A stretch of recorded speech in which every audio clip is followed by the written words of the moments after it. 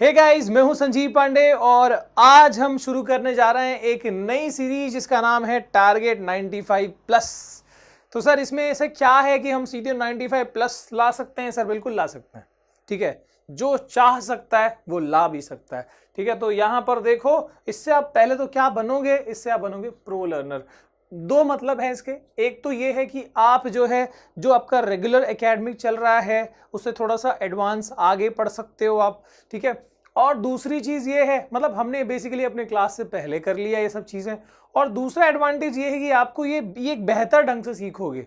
मतलब अब तक जो हमने चैप्टर्स, ऑब्वियसली फुल चैप्टर्स बने हुए हैं, पर इसमें क्या आपको खास मिलेगा, आपको ये चीज बहुत फोकस्ड और बहुत कॉन्सेंट्रेट, मतलब अलग तरीके से आप थोड़ा सा यहाँ पर सीखोगे।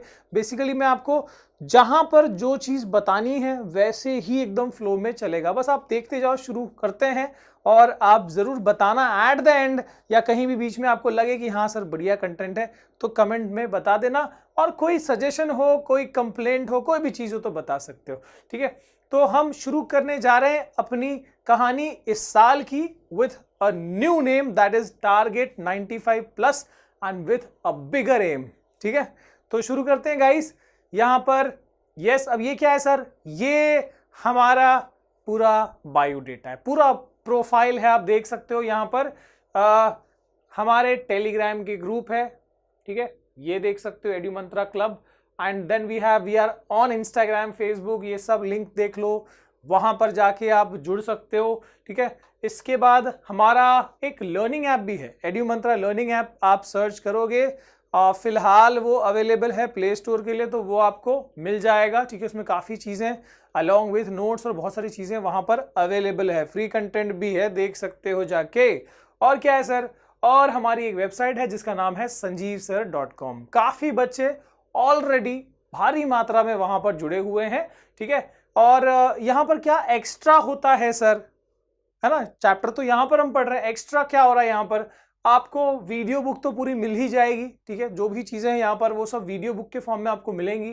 ठीक है, एडिशनल वहां पर हम लाइव डाउट सेशंस लेते हैं। बेसिकली डाउट सेशंस नहीं है, वो पूरे लेक्चर्स है।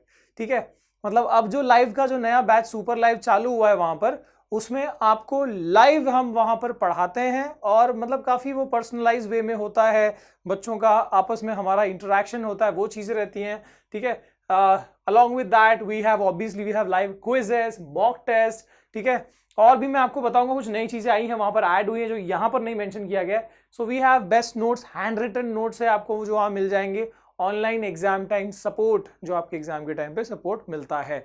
अदर देन दिस, अब वहां पर जो ये एक डाउट सेशन शुरू किया गया है, ठीक है, जिसमें आपको मतलब आपको टाइम अलॉट किया जाता है उस पर्टिकुलर, कोई पर्टिकुलर चैप्टर के लिए आपको टाइम अलॉट किया जाता है। आपको जितने डाउट्स पूछने आप पूछ सकते हो और उसको, ठीक है, हमारी जो स्पेशल टीम है उसको सॉल्व करती है। तो ये सब चीजें जो है वो भी ऐड हुई है, तो जरूर वहां पर जाके आप sanjeevsir.com डालोगे तो आपको नंबर जो है वो वहां पर दिख जाएगा, उस पर कॉल करके आप डिटेल्स ले सकते हो। ठीक है, तो गाइज हम शुरू करते हैं अपना chapter physical and chemical changes. Sir chapter तो physical chemical reactions and equations, बिल्कुल, लेकिन उससे पहले ये समझना जरूरी है, ये आपने पढ़ा हुआ है पहले से, राइट? पढ़ा है कि नहीं पढ़ा? जल्दी बताओ भाई, जल्दी बताओ। पढ़ा है सर, ये चीज पढ़ी है हमने, है ना? फिजिकल एंड केमिकल चेंजेस, तो कौन से चेंजेस को हम फिजिकल चेंजेस बोलते हैं? Physical change do not involve any chemical reaction, यानी कोई भी ऐसा चेंज जिसमें केमिकल रिएक्शन इन्वॉल्व नहीं है, कोई रिएक्शन नहीं हुआ। कौन सा चेंज होता है सर ऐसा? एग्जांपल देखो, मेल्टिंग ऑफ वैक्स। वैक्स जब मेल्ट हो रहा है तो बस वो सॉलिड से लिक्विड फॉर्म में जा रहा है। ठीक है, कोई रिएक्शन नहीं हुआ वहां पे, फिजिकल स्टेट चेंज हुआ है बस वहां पर, है ना? सॉलिड से लिक्विड में जाना, लिक्विड से गैस में जाना, मेल्टिंग, बॉइलिंग, ये सब क्या है? फिजिकल प्रोसेस है। Okay, then dissolving of sugar in water, जब हम शक्कर को पानी में मिला रहे हैं तो वो क्या हो रहा है? डिसॉल्व हो रहा है। ठीक है, इसके अलावा और क्या हो रहा है सर? और क्या हो रहा है यहां पर? स्पंज अब्सॉर्बिंग वाटर, स्पंज जो है वाटर अब्सॉर्ब कर रहा है, that is also a physical change. और क्या है सर? चॉपिंग ऑफ वेजिटेबल्स, अपन भाजी को काट रहे हैं, that is a physical change, reaction थोड़ी हो रहा है। आगे boiling of water, again that is a physical change. Okay, water boil हो रहा है, कोई चीज मेल्ट हो रही है, फिजिकल चेंज है। ओके अब बात करते हैं केमिकल चेंज की। कौन से चेंज को हम केमिकल चेंज बोलते हैं सर? कौन से चेंज को केमिकल चेंज बोलते हैं? Chemical change do not involve, sorry do involve chemical reaction. Chemical change वो होता है जिसमें केमिकल रिएक्शन होता है। क्या यार इसमें कौन सी बड़ी बात थी? एग्जाम्पल देखो ना, fermentation of grapes. Sir fermentation पता है आपको? अच्छा, जो अल्कोहल्स बनते हैं वो फर्मेंटेशन से बनते हैं, मतलब समझ सकते हो आप। फर्मेंटेशन जो प्रोसेस है, ठीक है, उसमें केमिकल रिएक्शन इन्वॉल्व है ना। शुगर से अल्कोहल बन रहा है, कार्ब से अल्कोहल बन रहा है, फर्मेंटेशन प्रोसेस। अच्छा, रेस्पिरेशन भी एक केमिकल चेंज है, it is also involving a chemical reaction. Respiration में क्या होता है सर? मैं आपको उसका रिएक्शन जो उसमें इन्वॉल्व है वो मैं आपको बता देता हूं। So in respiration what happens is, यहां पर इधर लिख दूं, हम जो खाना खाते हैं C6H12O6 एज अ न्यूट्रिएंट, जो हमने खाना खाया, अब रेस्पिरेशन में उससे एनर्जी निकालते हैं। बट कैसे? अगर हम नॉर्मली जो अपने अंदर रेस्पिरेशन होता है उसकी बात करते हैं, तो हम जो सांस लेते हैं उससे जो ऑक्सीजन मिलता है वो उस खाने को ब्रेक करता है, और ये CO2 H2O और साथ में एनर्जी निकलती है। तो आप देख सकते हो ये प्रॉपर रिएक्शन इन्वॉल्व है उसके अंदर, रेस्पिरेशन वाला। सिर्फ सांस लेने को रेस्पिरेशन नहीं कहते हैं, ठीक है। अच्छा, इसका मतलब है कि सर फोटोसिंथेसिस भी केमिकल चेंज होगा। बिल्कुल, फोटोसिंथेसिस वो प्रोसेस है जिससे ग्रीन प्लांट्स अपना खाना प्रिपेयर करते हैं। So obviously that is a chemical reaction involve है ना वहां पर भी। आगे और क्या है? Digestion of food. हम जो खाना खाते हैं, ठीक है, डाइजेशन जो प्रोसेस होता है वो भी, उसके अंदर भी एंजाइम्स बेसिकली न्यूट्रिएंट्स को ब्रेक करते हैं, है ना। तो वो सब भी क्या है? केमिकल चेंज है सर। इसके बारे में हम पढ़ेंगे, डोंट वरी, ये अपन लाइफ प्रोसेस में इसको हम पढ़ेंगे। आगे देखते हैं सर, आगे देखते हैं ये बर्निंग ऑफ पेपर। किसी चीज को जब तुम जलाते हो ना, तो वो क्या होता है? ऑक्सीजन से रिएक्ट करता है, ठीक है। जैसे मान लो carbon reacts with oxygen to form carbon. कोई भी चीज को हम बर्न करते हैं तो वो मतलब बेसिकली क्या करता है? वो रिएक्ट करता है ऑक्सीजन से, ये याद रखना। जैसे कि CH4 क्या है? मीथेन। प्लस को बर्न करेंगे तो अपने आप ऑक्सीजन से रिएक्ट करेगा to give CO2 and H2O and heat. तो ये सब रिएक्शन इन्वॉल्व है। और क्या सर? राइपनिंग ऑफ फ्रूट, फलों का पकना, पेड़ों पर जो फलों का पकना है वो सब क्या है? वो सब केमिकल रिएक्शन इन्वॉल्व है उसके अंदर। अच्छा सर, बढ़िया है, आगे बढ़िए, आगे बढ़िए, आगे देखिए ना। Various things happen in a chemical change. क्या बताया जा रहा है सर? ओ हो, देखो यहां पर कलर चेंज हो रहा है, देख सकते हो? कुछ तो हुआ ना, मतलब क्या था वो? क्या था? ट्रांसपेरेंट था। उसके बाद में देखो कलर चेंज होते जा रहा है। देखो ट्रांसपेरेंट है, अभी देखो पिंक कलर हो गया, अब देखो कलर चेंज। तो ये सब क्या है? केमिकल रिएक्शन इन्वॉल्व है इसमें। ऐसे ही थोड़ी होगा सर। आगे देखो, ये क्या है? अरे बाप रे, ये तो अपन दिवाली में जो सांप जलाते थे, अब शायद ये नहीं मिलता, ठीक है। जो सांप जलाते हैं, टिकली वाला पूरा ऐसे निकलता है, बट ये जो है दैट इज अ केमिकल, है ना, वो भी केमिकल रिएक्शन ही होता है, ठीक है, केमिकल रिएक्शन है ये। आगे ये देखो, ये फोम निकल रहा है, पता नहीं क्या डाला, फोम निकल रहा है, ये भी केमिकल रिएक्शन है। इसको अपने मेरे ख्याल से ये एक और भी बड़े फॉर्म में इसका एक वीडियो आया है, आप वो देख सकते हो। आगे ओके, देखो यहां पर भी कुछ रिएक्शन हो गए, यहां भी कलर चेंज हो रहा है। मतलब केमिकल प्रोसेस में क्या होता है समझ में आ रहा है हमको, ठीक है। अच्छा आगे देखते हैं सर। ये तो लगभग ऐसा ही है, ठीक है। केमिकल प्रोसेस में देखो क्या क्या हो सकता है। ओ हो, टेस्ट ट्यूब में देखो क्या हाल है, क्या मिलाया गया, पूरा फ्यूम निकल रहा है, हीट निकल रहा है। सो that is a chemical change. और क्या है सर?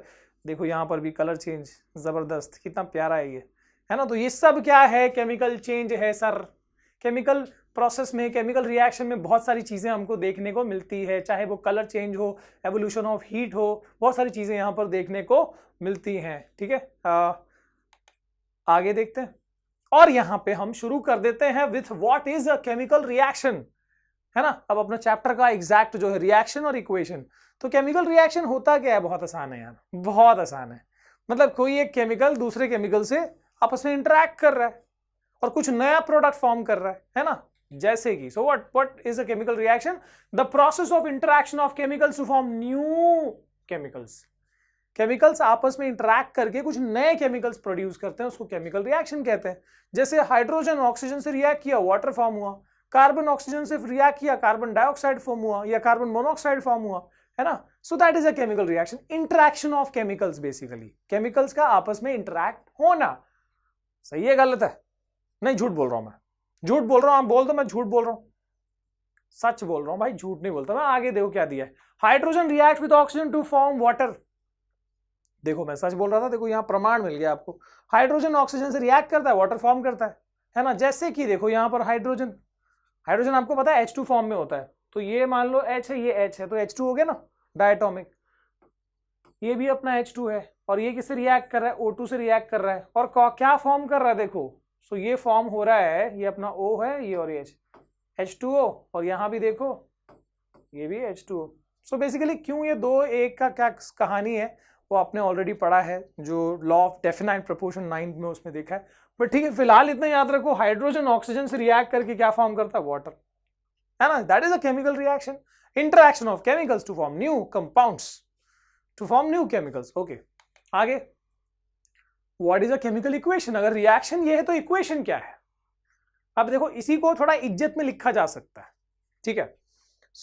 इसी को सिंबल्स में लिख के और थोड़ा और सिस्टमैटिक और इंफॉर्मेटिव बनाने के लिए हम यहां पर क्या करते हैं, मैथमेटिकली जो उसको लिखते हैं फॉर्मूलाज, केमिकल फॉर्मूलाज यूज करके, उसी मैथमेटिकल रिप्रेजेंटेशन को हम क्या बोलते हैं, केमिकल इक्वेशन। देख लो, सिंबॉलिक या फिर सिंबॉलिक कहो या तो mathematical representation, you can also call it, ज्यादा स्पेसिफिक जाओगे तो इसको मैथमेटिकल रिप्रेजेंटेशन भी कहा जा सकता है।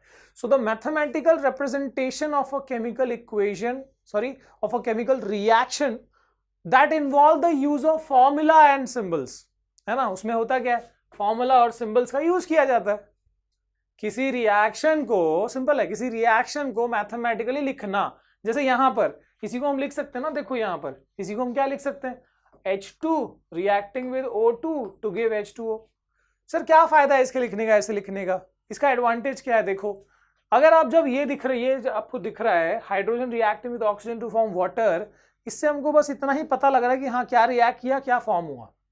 जबकि जब ये देखते हो तो इसमें आपको पता लगता है कि हाइड्रोजन H2 फॉर्म में रिएक्ट किया, ऑक्सीजन O2 स्टेट में रिएक्ट किया, वाटर का फॉर्मूला H2O है। तो यानी केमिकल इक्वेशन हमको ज्यादा बेटर इंफॉर्मेशन दे पाता है। और एडवांटेज क्या है, देखो इतना लंबा लिखने से अच्छा छोटा लिख दिया हमने, मतलब हमने छोटा तो लिखा लेकिन इंफॉर्मेशन बढ़ा दिया कि हाँ क्या क्या फॉर्मूलाज है वो पता लग गए, ठीक है। अच्छा, जो रिएक्ट करता है उसको रिएक्टेंट कहते हैं, जो फॉर्म होता है उसको प्रोडक्ट कहते हैं, ये तो पता ही होगा, पता तो है ना भाई। Very good, thank you, all credit goes to you, ठीक है। तो जो रिएक्ट करता है उसको रिएक्टेंट कहते हैं, जो फाइनली फॉर्म हुआ उसको प्रोडक्ट कहते हैं। आगे क्या है sir, a chemical equation having an equal number of atoms on both side of reaction या both side of equation is called balance chemical equation. मैं यहां पर इसको रिएक्शन को मैं इक्वेशन लिखने जा रहा हूं, ठीक है। सो यहां पर ये रिएक्शन की जगह इक्वेशन लिख देना, ज्यादा स्पेसिफिक है, ठीक है। वहां पर क्योंकि बैलेंस केमिकल इक्वेशन होता है, that is not reaction. A chemical equation having equal number, ध्यान देना, इक्वल नंबर ऑफ एटम्स, कोई भी जो भी एलिमेंट दिया हुआ है उसके एटम्स लेफ्ट और राइट साइड में इक्वल नंबर में है, तो उसको हम बैलेंस केमिकल इक्वेशन कहते हैं। जैसे आप यहां पर देखो कि यहां H2 है ना, और इधर H2 है, मतलब हाइड्रोजन यहां भी 2 है और फॉर्म भी 2 हुआ है। पर ऑक्सीजन देखो यहां पर O2 है, 2 एटम्स है, लेकिन यहां पर एक ही ऑक्सीजन एटम है, तो ये ऐसे थोड़ी ना होगा, एक एटम कहां गया फिर। तो इसको हमको बैलेंस करके लिखना होगा कि हाँ हुआ क्या है। देखो एक ये हाइड्रोजन मॉलिक्यूल, ये दूसरा वाला, सो 2 हाइड्रोजन मॉलिक्यूल बेसिकली रिएक्ट कर रहे हैं एक ऑक्सीजन मॉलिक्यूल से, और 2 वाटर मॉलिक्यूल फॉर्म हो रहा है, तो इसमें बैलेंस हो जाएगा। देखो कैसे, देखो यहां बताता हूं मैं आपको। सो H2 plus O2 giving H2O है, ठीक है। अब बैलेंसिंग का थोड़ा सा बताऊंगा एंड में चैप्टर के, हमको बैलेंसिंग ही पूरा सीखना है, डोंट वरी फॉर दैट, ठीक है। तो जैसे मैं यहां पर, अगर मुझे क्या करना है बैलेंसिंग में, बस यहां पर या तो यहां पर हम नंबर्स डाल सकते हैं। 1 तो ऑलरेडी है, 2 से लिख सकते हो, 2 3 4 5 जो भी है। तो अब देखो ऑक्सीजन बैलेंस नहीं था, हाइड्रोजन यहां भी 2 है, हाइड्रोजन यहां भी 2 है, ऑक्सीजन यहां 2 है, यहां 1 है। तो हम क्या करेंगे सर, जहां 1 है वहां 2 लगा देंगे, ये 2 लगा दिया और ये बैलेंस हो गया, सही है ना। तो 2 ऑक्सीजन एटम हो गया इधर भी, और इधर भी 2 ऑक्सीजन एटम। लेकिन सर ये तो गलत हो गया, इधर हाइड्रोजन देखो कितना हो गया, 2 2 4, ये मल्टीप्लाई होता है, 2 2 4 हाइड्रोजन हो गया सर, ये तो गलत है, सब गलत है। यहां पर क्या है, यहां पर 2 लिख देंगे, ये 2 2 4 हो गया, सिंपल है ना। तो इससे बैलेंस हो गया। और बैलेंसिंग कैसे करना है वो हम और एंड में और प्रैक्टिस कर लेंगे, डोंट वरी फॉर दैट। और हम यहां पर कुछ और देख लेते हैं क्या है और चैप्टर के अंदर। तो दोस्तों ध्यान से देखो इस चेहरे को, क्या बताया जा रहा है। मोर कंडीशंस इन रिएक्शन, रिएक्शन में और क्या क्या कंडीशंस मेंशन की जा सकती है, क्या क्या कंडीशंस हो सकते हैं वो देखो। जैसे कि हीट, जब रिएक्शन में जब हम हीट करते हैं तो डेल्टा का साइन डालते हैं, या तो हम टेम्परेचर मेंशन कर सकते हैं, ठीक है। जैसे कि CaCO3 कैल्शियम कार्बोनेट को जब हीट किया जाता है तो ये फॉर्म करता है CaO calcium oxide plus CO2 carbon dioxide, ठीक है। अच्छा, आप हीट के लिए ट्रायंगल दिखा रहे हो या फिर आप स्पेसिफिक टेम्परेचर भी मेंशन कर सकते हो, है ना। जैसे कि ये 1000 डिग्री पे होता है तो 1000 डिग्री सेल्सियस लिख सकते हो, 1000 डिग्री सेल्सियस, ठीक है। और या फिर अगर कोई सनलाइट में हुआ है कोई रिएक्शन तो वहां पर आप सनलाइट दिखा सकते हो, ठीक है। जैसे कि AgBr in presence of sunlight gives Ag plus Br2, ठीक है। बैलेंस कर सकते हो आप, कोई ये नहीं है, यहाँ 2 लगा दो, यहाँ 2 लगा दो, ठीक है। तो यहाँ देखो सनलाइट लिख दिया हमने। या कोई रिएक्शन है जिसमें प्रेशर 10 एटमॉस्फेयर का प्रेशर लगा है तो वो आप मेंशन कर सकते हो, ठीक है। एरो के ऊपर या नीचे वो दिखाया जा सकता है कि किस कंडीशन में वो रिएक्शन हुआ है। और क्या सर, गैस लिबरेशन। अगर किसी रिएक्शन में, देखो यहां पर, अगर किसी रिएक्शन में प्रोडक्ट साइड में, प्रोडक्ट साइड मतलब जो चीज फॉर्म हुई है उस साइड में अगर गैस लिबरेट हुआ है तो इसके लिए हम एक ऐसा एरो दिखाते हैं। जैसे ये carbon dioxide is a gas तो इसमें हम ऐसे एरो दिखा देंगे, या this is a gas liberation. पता चल रहा है कि इस रिएक्शन में ये जो पूरा रिएक्शन हुआ है इसमें कार्बन डाइऑक्साइड क्या है, गैस है जो इवॉल्व हुआ। क्या बात है सर, बढ़िया है। और कैटलिस्ट, प्रेसिपिटेट, फिजिकल स्टेट क्या है, देखो कैटलिस्ट क्या होता है। Catalyst any substance that increases the rate of reaction without itself being consumed।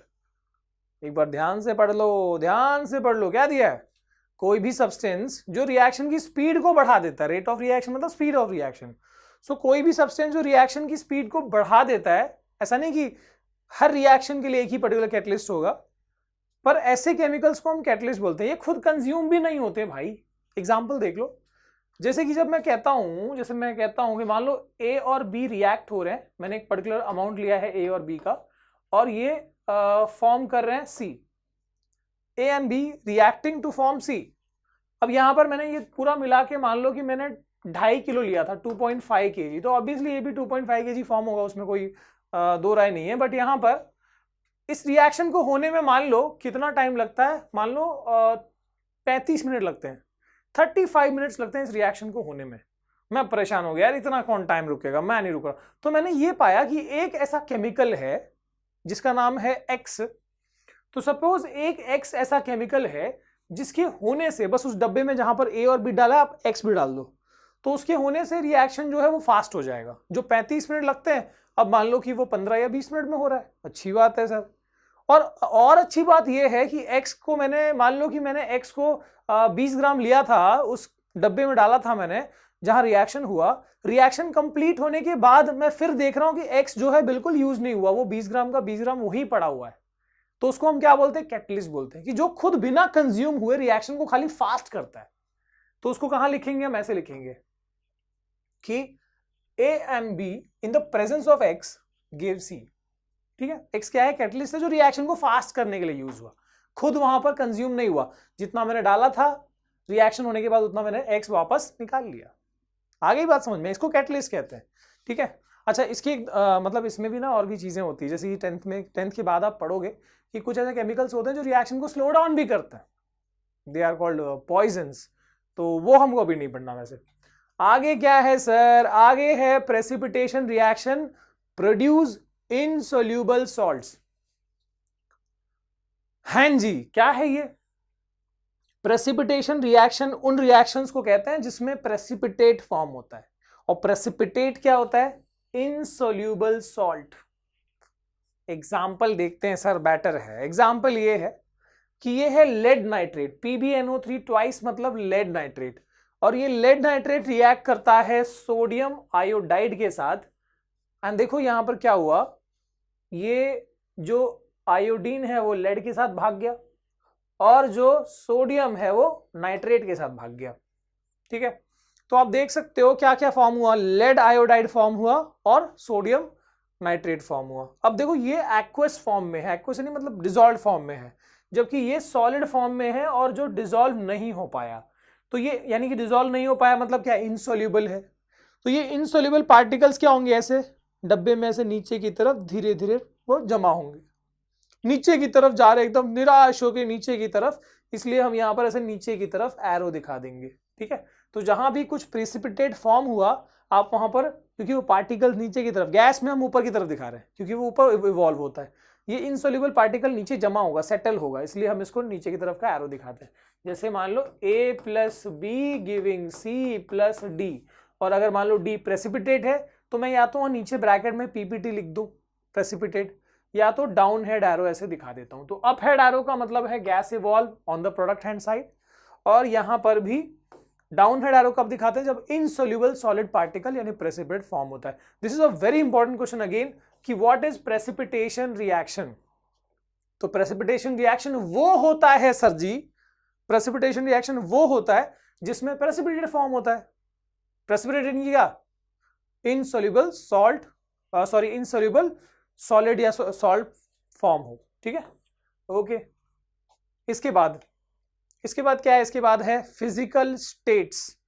Physical states भी हम मेंशन कर सकते हैं रिएक्शन को और इंफॉर्मेटिव या इक्वेशन को और इंफॉर्मेटिव बनाने के लिए। जैसे यहां पर देखो, carbon plus oxygen giving carbon dioxide, carbon solid form में है, ऑक्सीजन गैस फॉर्म में, सब ब्रैकेट में नीचे की तरफ दिखा रहे हैं हम, ये गैस फॉर्म में है। ठीक है, liquid sorry solid, liquid, aqueous, देखो कितने स्टेट दिखाए जाते हैं, या तो सॉलिड या तो लिक्विड, ठीक है, या तो गैस या तो एक्वस। एक्वस मतलब dissolved in water, dissolved in water तो एक्वस। तो ऐसे 4 फिजिकल स्टेट्स ऐसे ब्रैकेट में नीचे सबस्क्रिप्ट में दिखाए जा सकते हैं। ठीक है, तो ये तो हो गया अपना पूरा जो हमने कि कोई रिएक्शन को कितना इंफॉर्मेटिव बनाया जा सकता है। ओके, अच्छी बात है, आगे देखते हैं। यस, अब यहां पर ये बहुत जरूरी चीज है, तो थोड़ा सा मैं पानी पी लेता हूं पहले और आपको इसको बता देता हूं। 4 टाइप्स ऑफ केमिकल रिएक्शंस, पता है तो कमेंट करके बताओ पॉज करके, तब तक मैं पानी पी रहा हूं।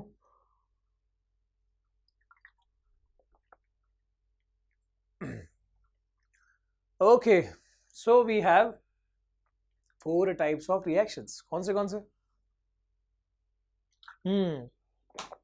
यस, सही बोला आपने, सुन लिया मैंने, एकदम बढ़िया समीर, बिल्कुल सही बोला आपने। ठीक है, आगे बढ़ते हैं। 4 टाइप्स ऑफ रिएक्शंस में कौन सा है सर? ये 4 है, combination reaction, decomposition reaction, displacement reaction, double displacement reaction. नाम से ही समझ में आ रहा है कॉम्बिनेशन में क्या होता होगा, कंबाइन होते होंगे यार। मतलब आप कितने भी रिएक्टेंट ले लो, 2 3 4 5 कितने भी रिएक्टेंट ले लो, इसमें सारे कंबाइन होकर एक सिंगल प्रोडक्ट फॉर्म होगा। ठीक है, इसको हम बोलते हैं कॉम्बिनेशन रिएक्शन। जैसे कि मान लो, कुछ भी एग्जांपल तो हम ले ही सकते हैं। जैसे मान लो, एक मिनट, मेरे पास एक अच्छा एग्जांपल है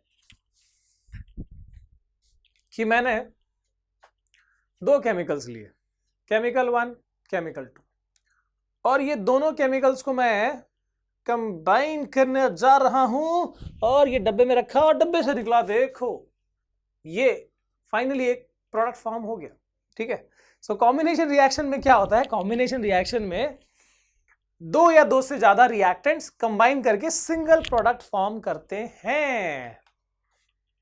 हाँ बढ़िया सर, टेस्टी है। आगे देखते हैं।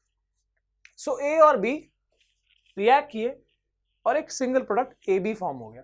ठीक है, जैसे C + O2 गिविंग CO2, ऐसे ही कुछ है ना। अच्छा, यहां पर क्या होता है, डेफिनेशन कैसे लिखोगे, बना लो definition. The type of chemical reaction in which, है ना, स्कूल में हमको टीचर्स, मजे की बात बता रहा हूं, स्कूल में टीचर्स को क्या होता है ना, एकदम वैसे ही डेफिनेशन चाहिए होता है, एकदम जो टीचर ने लिखाया है वैसे ही चाहिए होता है। ठीक है, मतलब कुछ टीचर अच्छे होते हैं, मुझे बताना अगर कोई ऐसे टीचर्स हैं आपके स्कूल में तो। ठीक है, कुछ जरूर अच्छे होते हैं, लेकिन मैंने मैक्सिमम यही देखा है कि जो वो लोग काफी मोनोटोनस और काफी स्ट्रिक्ट होते हैं, रिजिड होते हैं इस मामले में कि भाई बच्चा अगर अपने मन से लिखना चाहता है तो क्या दिक्कत है, मैं अपनी बात बताऊंगा, थोड़ा सा समय लेता हूँ ये बताने से पहले, शायद आपको भी इससे कुछ हेल्प हो, कुछ चीज़ें सीखो। मतलब मोटिवेशन कितना ज़रूरी है। आई वॉज अ वेरी, मतलब ऐसा नहीं कि मैं अभी भी बहुत बुद्धिमान नहीं कहता हूँ, लेकिन एक ऐसा टाइम था, मतलब 3rd या 4th की बात है, मैं एग्जैक्टली उतना याद नहीं आ रहा, पर एक हमारी टीचर थी जिनका नाम था माया टीचर। तो अब उनकी खूबी ये थी, उनकी मतलब मुझे वो बात बहुत पसंद आई जिसमें मैं मतलब मेरे ख्याल से 40-50% आते थे। मतलब सोचो उस टाइम पे जब मैं 3rd 4th में था, तब भी मतलब सोचो कि 3rd 4th में लोग 90 लाते हैं ना, 90 95 ऐसे सबके आते हैं। तो उस टाइम पे मेरे वैसे नंबर आते थे। तो मेरी खूबी क्या थी हम खूबी कहो या जो भी कमी कहो, ये था ना कि मैं ना अपने मन से लिखता था। अब उस पॉइंट पे मतलब साइंस नहीं होता था तब, वर्क एक्सपीरियंस होता था हमारे लिए। सो वर्क एक्सपीरियंस के अंदर वो मैडम ही लेती थी, हमारी क्लास टीचर थी। तो उन्होंने मतलब एक टेस्ट लिया, फर्स्ट लेक्चर में ही मेरे ख्याल से टेस्ट लिया, और होता था टेस्ट तो चलते रहता है। तो उसमें क्या हुआ कि मुझे तो ऐसे ही एक्सपेक्टेड था, मैं कितना भी कोई किताब में दिया हो, जैसे भी दिया हो, पढ़ने मतलब ज़्यादा नहीं, रट्टावाट नहीं होता था मुझसे। पढ़ लिया, जो हो गया, लिख दिया, बस यही हिसाब किताब था। तो उस दिन भी वैसे ही हुआ जैसे हमेशा करता था मैं, बस ठोक दिया उसमें।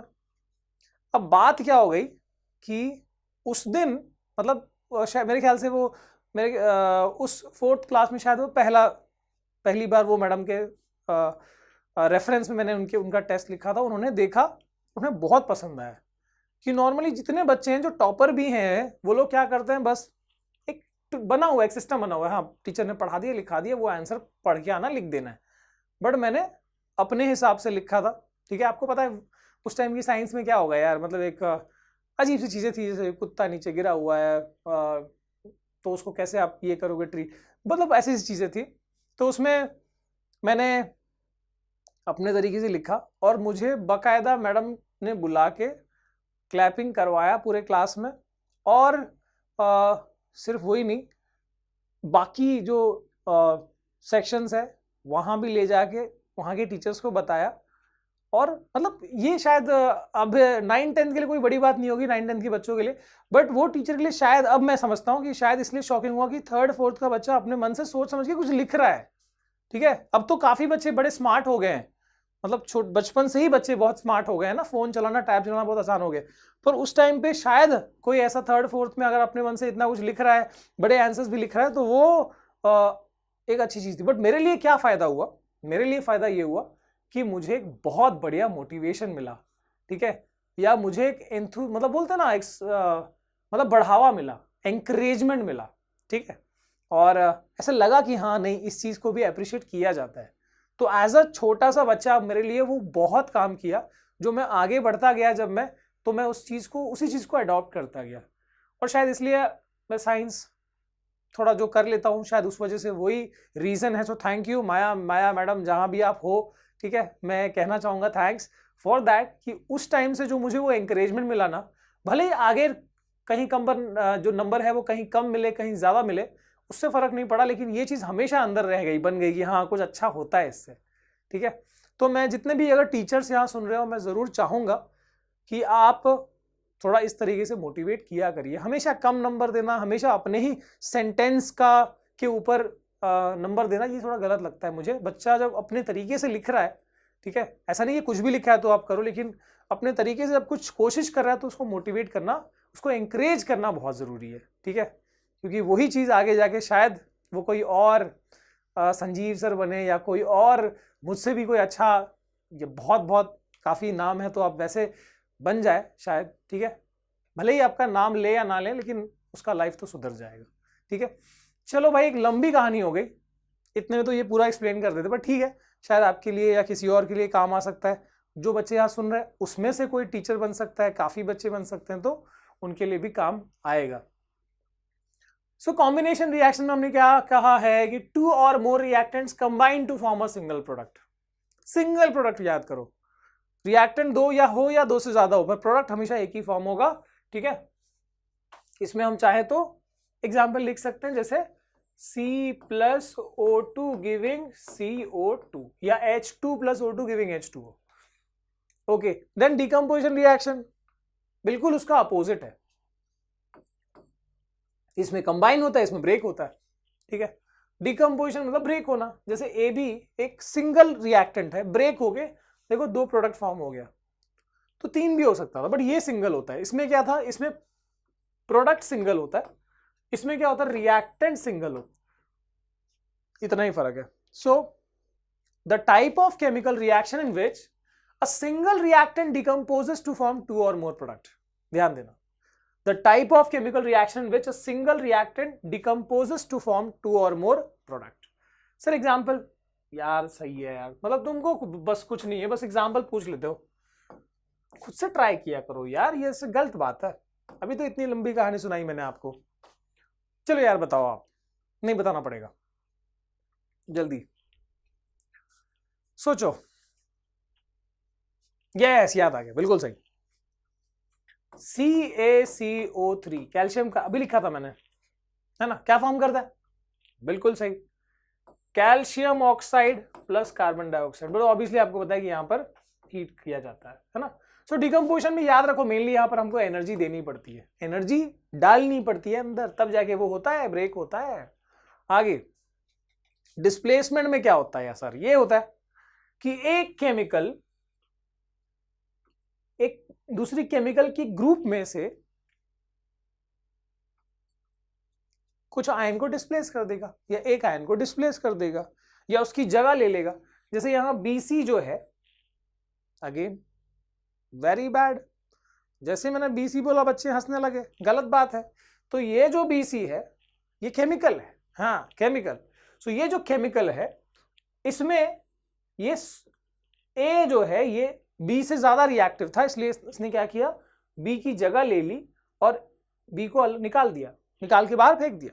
सो पहले जो BC का ग्रुप था, नहीं हंसना नहीं, BC का जो ग्रुप था अब वो बन गया AC, B निकल गया बाहर. This is a displacement reaction. बिल्कुल सही, बिल्कुल ठीक है.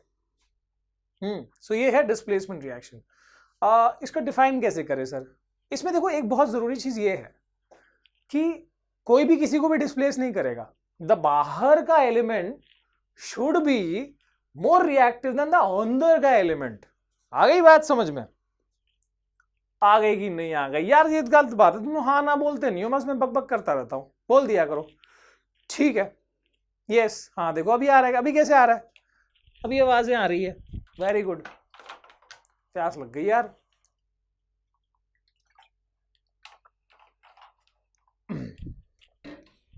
यस, सो ये जो है बाहर का एलिमेंट अंदर के एलिमेंट से ज्यादा रिएक्टिव होना चाहिए, यानी कि यहां पर ये रिएक्शन कब हो पाया, जब A जो है A was more reactive than B, तभी होगा.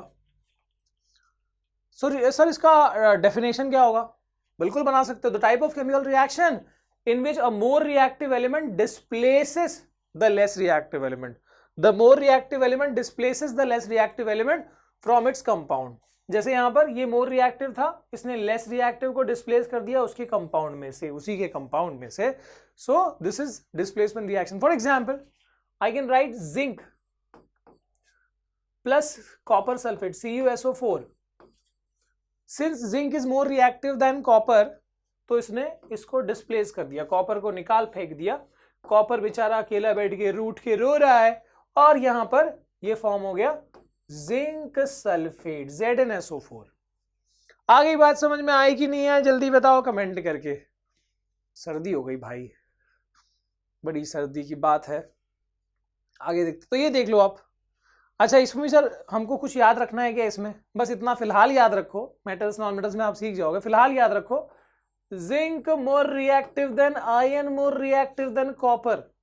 तो अगर कोई रिएक्शन हुआ, मान लो अगर यहां पर जिंक की जगह आयरन भी होता तब भी ये रिएक्शन होता, बिकॉज आयरन भी कॉपर से ज्यादा रिएक्टिव है. ठीक है, सो यहां पर जिंक जो है वो क्या है, आयरन से ज्यादा रिएक्टिव है. तो यानी कि अगर आपके पास होगा जिंक प्लस आयरन सल्फेट, तब भी वो रिएक्शन होगा, ये इसको डिस्प्लेस कर देगा. या फिर आयरन प्लस कॉपर सल्फेट, तब भी ये रिएक्शन होगा, क्योंकि आयरन कॉपर से ज्यादा रिएक्टिव है. लेकिन अगर ऐसा हो, मान लो कि आपके पास है जिंक सल्फेट और इसको आप रिएक्ट करने चले FeSO4 से, तो रिएक्शन होगा क्या? नहीं होगा। या आप इसको रिएक्ट करने चले, सॉरी Fe से रिएक्ट कर रहे हो, या इसको आप कॉपर से रिएक्ट कर रहे हो जिंक सल्फेट को, तो भी होगा क्या? नहीं होगा, बिकॉज ये लोग अंदर वाले मेटल से कम रिएक्टिव है ना, ज्यादा होंगे तब डिस्प्लेस होगा, ये तो कम रिएक्टिव है। ओके सर, बात समझ में आ गई, आगे बढ़ो। डबल डिस्प्लेसमेंट, डबल डिस्प्लेसमेंट में यही चीज होती है, 2 बार होती है ना। मतलब अगर ए ने बी की जगह ली तो बी ए की जगह ले लेगा। देखो कैसे, ये देखो ऐसे कि ये वाले आयन ने इसको इसकी जगह ले ली, तो बी ने ए की जगह ले ली, है ना। तो म्यूचुअल एक्सचेंज हो गया, जो पहले डी ए के साथ था अब जो है डी बी के साथ हो गया, जो सी बी के साथ था अब सी ए के साथ हो गया। ये होता है डबल डिस्प्लेसमेंट। तो यहां पर हुआ क्या? एक्सचेंज ऑफ आयंस, या ज्यादा स्पेसिफिक कहो तो म्यूचुअल एक्सचेंज ऑफ आयंस। देखो ये टेक्निकल टर्म है, अभी मैंने आपको जो आज सीख दी है उसमें ये भी ऐड कर लेना कि जब हम अपने वर्ड्स में लिखने की बात करते हैं तो इसका ये मतलब नहीं होता कि आप सारा पूरा अपने लैंग्वेज में लिख दोगे या सब कुछ अपने ही तरीके से लिख दोगे, ठीक है। कुछ टर्म्स होते हैं जो टेक्निकल होते हैं, बस ओन वर्ड्स में लिखने में यही याद रखो कि टेक्निकल टर्म्स को यूज कर लिया करो, काम हो जाता है। देखो बना लेते कैसे, the type of chemical reaction in which mutual exchange of ions take place are double displacement reactions. यहां पर क्या था वो टेक्निकल टर्म, 2 और more reactant combine to form a single product, ठीक है। इसमें ये ज्यादा आसान है, मतलब इसमें और कुछ वर्ड ढूंढने जाओगे थोड़ा डिफिकल्ट लगेगा, तो ये वाली चीज ध्यान रखना, म्यूचुअल एक्सचेंज ऑफ आयंस। बाकी सब तो थोड़ा चल जाएगा, यहां पर ये टर्म बहुत, म्यूचुअल एक्सचेंज ऑफ आयंस, ठीक है ना, नहीं तो और लंबा लिखना पड़ेगा और कुछ। Okay, so that is double displacement reaction. अगर ये डबल डिस्प्लेसमेंट एग्जांपल क्या है इसका? अरे कोई ना एग्जांपल तो मैं आपको बता दूंगा, वो है अलबेला मदनैनो वाला NaOH, उसकी दीवानी ब्रज की हर बाला, वो किसना है? वाह, किसना है? ये देखो इसकी जगह ले ली और ये इसके साथ आ गया, so this is forming NaCl। हाँ, किसना है? और HOH को क्या बोलते हैं? H2। Mutual exchange of ions हो गया, काम हो गया, तबाही कर दी हमने। वाह, ताली हो जाए भाई, ताली हो जाए, एक मस्त ताली थाली जो भी है। आगे बढ़ते हैं, टाइप्स ऑफ रिएक्शंस। सर फिर पढ़ ले हम, अभी तो पढ़े हम लोग 4 टाइप्स ऑफ रिएक्शन, 4 टाइप के, बट ये based on energy flow. Energy कहां जा रहा है? अंदर जा रहा है रिएक्शन में कि बाहर आ रहा है रिएक्शन से, वो उसकी बेसिस पे टाइप ऑफ रिएक्शन जो है वो देख लो। So we have 2 types of reactions. एक है एंडोथर्मिक, एंडो के नाम से समझ में आ रहा है अंदर जा रहा है, थर्म का मतलब होता है हीट या एनर्जी, ज्यादा यहां पर वैसे स्पेसिफिक तो हीट ही होता है वो, लेकिन यहां पर हम एनर्जी कहेंगे। तो अगर कोई ऐसा रिएक्शन है जिसको करने के लिए आपको हीट को, सॉरी एनर्जी को आपको अंदर देना पड़ रहा है, तो एनर्जी सप्लाई करनी पड़ रही है, तो उसको हम क्या बोलेंगे? उसको हम बोलेंगे एंडोथर्मिक। और अगर कोई रिएक्शन, देखो यहां पर लिख देता हूं मैं, so the reaction in which energy supplied, मतलब आप एनर्जी नहीं सप्लाई करोगे वो रिएक्शन नहीं होगा, बैठा रहेगा। एनर्जी सप्लाई करोगे तभी होगा। आ रही है बात, समझ में आ रही है बच्चों? कि और स्लो जाऊं? नहीं बोलो, स्लो जाता हूं मैं, नहीं ठीक है ना। ओके, तो यहां पर एक्सोथर्मिक, सच चल क्यों रहा है ये? लाल पे लाल थोड़ी चलता है, पागल है, बावला है, ठीक है। तो एक्सोथर्मिक का मतलब क्या? कोई ऐसा रिएक्शन जिसमें एनर्जी सप्लाई नहीं करनी पड़ रही, बल्कि वो इतना प्यारा है कि वो खुद एनर्जी दे रहा है, वो एनर्जी आपको फ्री में दे रहा है, ले लो एनर्जी, हम खुद ब खुद होंगे, ठीक है। तो ऐसा रिएक्शन जिसमें एनर्जी रिलीज हो रही है, एनर्जी क्या हो रही है? एनर्जी लिबरेट हो रही है, उसको हम क्या बोलते हैं? Exothermic reaction. बट ठीक है, पहले हम इसका एग्जाम्पल देख ले। एग्जाम्पल क्या है? देखो एंडोथर्मिक का, जैसे अपना ये कैल्शियम का, अभी तो मैं कई बार 3 बार लिख चुका है इसको, अब नहीं लिख रहा हूं। कैल्शियम कार्बोनेट ऑन हीटिंग, है ना, यहां पर हीट एनर्जी सप्लाई करनी पड़ी और ये कैल्शियम ऑक्साइड और कार्बन डाइऑक्साइड गैस फॉर्म कर रहा है, ठीक है। फोटोसिंथेसिस भी एंडोथर्मिक होता है, फोटोसिंथेसिस भी एंडोथर्मिक होता है, वहां पर सनलाइट लगती है ना, सुना होगा आपने। सो वहां पर क्या होता है? CO2, प्लांट जो है अपने स्टोमेटा से कार्बन डाइऑक्साइड को इनहेल करता है और साथ में वो अपने रूट से वाटर मंगा लेता है और इसी से वो अपना फूड बना लेता है, C6H12O6, और हमारे लिए ऑक्सीजन भी पैदा कर देता है वो। वाह, कितना अच्छा बच्चा है। और ये सब होने के लिए सनलाइट की जरूरत पड़ती है, साथ में क्लोरोफिल है जो ये सारा काम कराता है मेनली। ठीक है, तो सनलाइट सप्लाई करनी पड़ी, एनर्जी सप्लाई करना पड़ा, उसके बिना नहीं हो पाता। So that is endothermic. Sir exo का तो बता दो। एक्सो मतलब मैंने बताया, एंडो मतलब एनर्जी अंदर सप्लाई करना, एक्सो मतलब रिएक्शन खुद होगा और एनर्जी बाहर निकलेगी। जैसे कि सो एनर्जी इज इवॉल्व, वहां पर एनर्जी इज सप्लाइड। एग्जाम्पल क्या है यहाँ पर? एग्जाम्पल है, देखो यहाँ पर मीथेन को जब हम जलाते हैं तो जब मीथेन जलता है, जैसे यहाँ पर CH4, कोई भी चीज बर्न होगी तो ऑक्सीजन से रिएक्ट करती है, ऑक्सीजन से रिएक्ट किया, CO2 H2O फॉर्म हुआ, और साथ में यहाँ पर एनर्जी भी निकलती है, एनर्जी भी रिलीज होती है ना। इसलिए हम कोई फ्यूल को जलाते क्यों? एनर्जी निकलती है, उससे हीट निकलती है, और एनर्जी यहाँ पर मेनली हीट के फॉर्म में है ना। इसके बाद रेस्पिरेशन। रेस्पिरेशन में ये बिल्कुल लगभग फोटोसिंथेसिस का उल्टा है। फोटोसिंथेसिस में क्या हो रहा है? फूड बन रहा है। रेस्पिरेशन में हम क्या करते हैं? हम खाते हैं, जो प्लांट्स ने बनाया डायरेक्टली या इनडायरेक्टली हम उसको कंज्यूम करते हैं, और उससे हम एनर्जी रिलीज करते हैं, हमारी बॉडी के लिए एनर्जी प्रोड्यूस करते हैं, है ना। जैसे कि C6H12O6, है ना, C6H12O6, और साथ में हम ऑक्सीजन इनहेल करते हैं ताकि उस फूड को ब्रेक किया जा सके। तो वो ऑक्सीजन गया, और इससे क्या बनता है? इससे बनता है carbon dioxide, water, along with energy भी प्रोड्यूस होती है, जो हमारी बॉडी में ATP के फॉर्म में स्टोर होती है, एडेनोसिन ट्राइफॉस्फेट, जिसके बारे में हम लाइफ प्रोसेस चैप्टर में डिस्कस कर चुके हैं या कर सकते हैं। आगे देखते हैं। ओके, सो ये हो गया endothermic and exothermic. Based on energy flow के हिसाब से हमने टाइप ऑफ रिएक्शन देख लिए। अच्छा, थोड़ा सा और देख लेते हैं। डिकम्पोजिशन जो हमने बात किया, जैसे AB जो है वो ब्रेक हुआ, A+B बन गया, डिकम्पोजिशन रिएक्शन की बात हो रही है। तो इसमें क्या होता है सर? डिकम्पोजिशन रिएक्शन अभी हमने देखा कि वो एंडोथर्मिक होते हैं मोस्टली। सो डिकम्पोजिशन रिएक्शन एंडोथर्मिक मतलब एनर्जी सप्लाई करनी पड़ती है। कोई भी चीज ब्रेक हो रही है तो ऐसी ब्रेक नहीं होगी, एनर्जी देंगे तो वो टूटेगी, है ना। देखो यहाँ पर एनर्जी देंगे तो ये काम होगा, बिना एनर्जी के नहीं होगा। सो एंडोथर्मिक, कोई भी डिकम्पोजिशन एंडोथर्मिक। अब यहाँ पर इसके भी 3 टाइप्स हमको पढ़ने हैं। कौन सा? कि जो एनर्जी सप्लाई कर सकते हैं हम जो एनर्जी सप्लाई कर रहे हैं वो 3 फॉर्म में दे सकते हैं।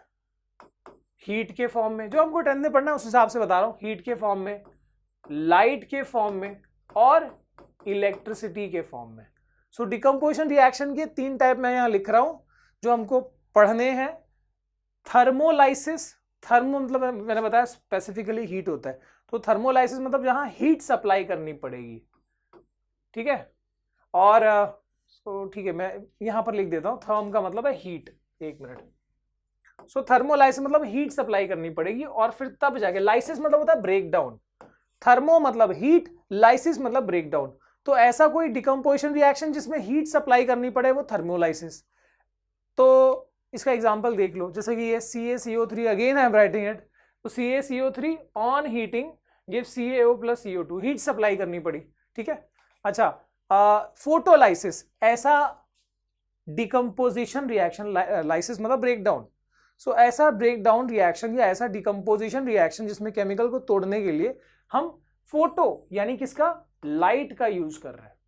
थर्मो मतलब हीट है, लाइसिस मतलब ब्रेक डाउन, फोटो मतलब लाइट, लाइसिस मतलब ब्रेक डाउन। तो ऐसा ब्रेक डाउन रिएक्शन जिसमें हम लाइट का इस्तेमाल कर रहे हैं।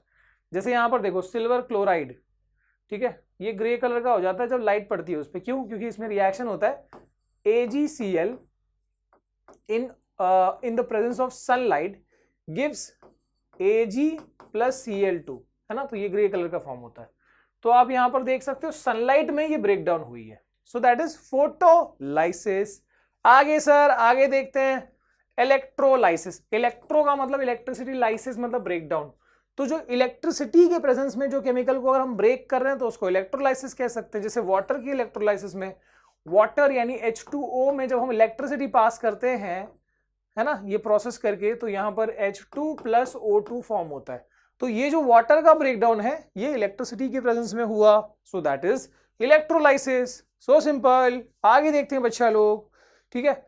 सो डिकम्पोजिशन रिएक्शन यानी जो एंडोथर्मिक रिएक्शन है, इसके 3 टाइप हमने देखे, थर्मोलाइसिस, फोटोलाइसिस, इलेक्ट्रोलाइसिस, ठीक है। आगे देखो redox reaction. Redox, sir ये क्या है? लाल बैल? नहीं, रेड ऑक्स रिएक्शन ये वो रिएक्शन होता है जिसमें दो प्रोसेस इन्वॉल्व है, एक रिडक्शन दूसरा ऑक्सीडेशन, ठीक है। रेड आया रिडक्शन वर्ड से, ऑक्स आया ऑक्सीडेशन वर्ड से। सो रेडॉक्स इसलिए एक साथ जोड़ा गया है बिकॉज ये दोनों प्रोसेस एक साथ होते हैं, ठीक है, एक ही रिएक्शन में जहां रिडक्शन हुआ है, ठीक है, ऐसे रिएक्शन में जिसमें अगर रिडक्शन हुआ है तो दूसरी जगह पे उसी रिएक्शन में कहीं ना कहीं ऑक्सीडेशन भी हुआ होगा। अच्छा, तो ऑक्सीडेशन क्या होता है पहले तो ये देखते हैं हम।